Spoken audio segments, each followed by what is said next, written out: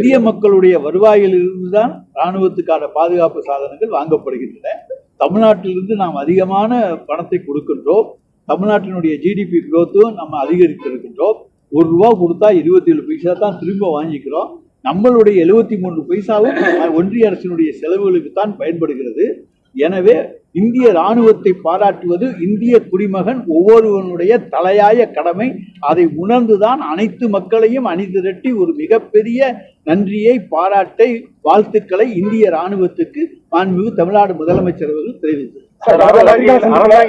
சாலை முழுவதும் பாகிஸ்தான் கொடியை ஒட்டிட்டு போயிருக்காங்க. அதை நம்ம எப்படி பாக்குறது? என்ன மாதிரி நடவடிக்கை எடுக்க போறோம்? யாரும் கண்டுபிடிச்சிருக்காங்களா இது வரைக்கும்?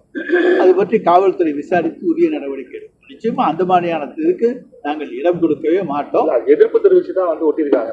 ஆதரவு தெரிவிச்சு அவங்க எதிர்ப்பு தெரிவிச்சு ரோட்ல விட்டு செருப்பால நடந்து போறது, பஸ் போறது, அந்த மாதிரி ஒரு இதெல்லாம் வச்சிருக்காங்க. ஆதரவு அதான் எங்களை பொறுத்த தமிழ்நாட்டில் இருக்கக்கூடிய யாரும், இந்தியாவில் இருக்கக்கூடிய யாரோ பாகிஸ்தானை ஆதரிக்கவே மாட்டார்கள்.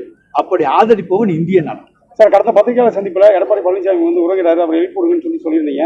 அந்த நிலையில எடப்பாடி பழனிசாமி அதிமுக தான் அவர் போனாரு, அவருக்கு மந்திரி சபை அதிமுக தான் கொடுத்தது, இன்னைக்கு மறந்துட்டு பேசுறாரு அப்படின்னு சொல்லி எடப்பாடி பழனிசாமி பேசிருக்காரு. நான் அதிமுகவுக்கு விசுவாசமா உழைச்சிருக்கேன், என் உழைப்புக்கு தான். ஏன்னா அன்னைக்கு 89, 87 அப்ப அன்றைக்கு புரட்சி தலைவர் எம்ஜிஆர் அவர்கள் இறந்த பிறகு அன்றைக்கு புரட்சி தலைவர் அந்த அம்மா அவர்கள் அன்றைக்கு பொதுச் செயலாளராக ஆக்கியது நாங்கள் தான்.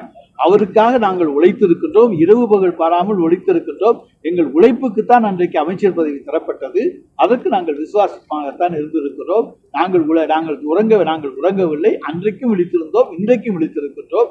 ஆனால் எடப்பாடி பழனிசாமி தான் எல்லாவற்றையும் மறந்துவிட்டு தூங்கிவிட்டார். டயா பூஸ்டர், சுகருடைய ரிமோட் கண்ட்ரோல் இனி உங்க கையில. அனைத்து மருந்து கடைகளிலும் கிடைக்கும்.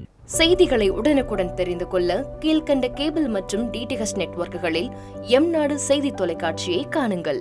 பாதகம் செய்பவரை கண்டால் நாம் பயம் கொள்ளலாகாது பாப்பா. மோதி மிதித்து விடு பாப்பா, அவர் முகத்தில் உமிழ்ந்து விடு பாப்பா.